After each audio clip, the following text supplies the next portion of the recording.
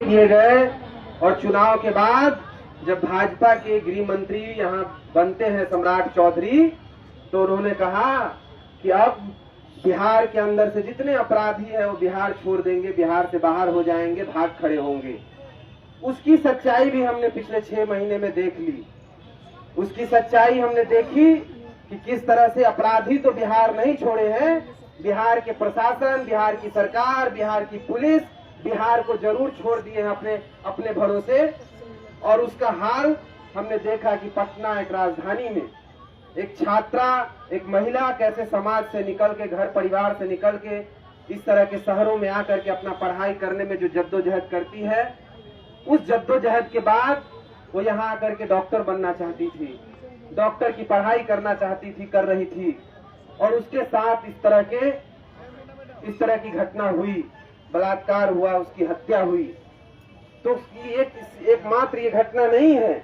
हमने देखा कि लगातार बिहार के अन्य जिलों में दलित महिलाओं के ऊपर, तमाम दलितों के ऊपर, छात्रों के ऊपर, 6-6 साल की बच्चियों के ऊपर जिस तरह से घटनाएं आ रही है, ये दिखा रहा है कि भाजपा के सरकार का यही मॉडल है, यही इनका असली मॉडल है। महिला उत्पीड़न का मॉडल, बलात्कार और हत्या का मॉडल जो हमने यूपी में देखा है।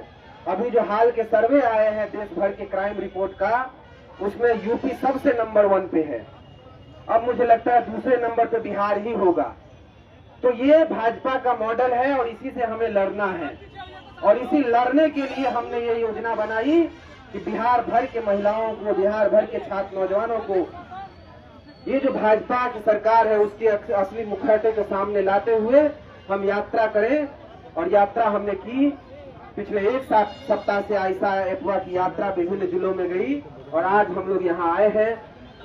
इस मार्च के जरिए हम मजबूती से बिहार सरकार के सामने ये बात रखना चाहते हैं कि आप भले ही महिला सशक्तिकरण के नाम पे तमाम तरह की योजनाओं को ला करके नौटंकी करने की बात करें, लेकिन उनकी सम्मान और सुरक्षा की गारंटी अगर आप नहीं देंगे तो महिलाएं सड़क पे आकर आपसे सवाल पूछेगी, छात्र नौजवानों को सवाल पूछेंगे।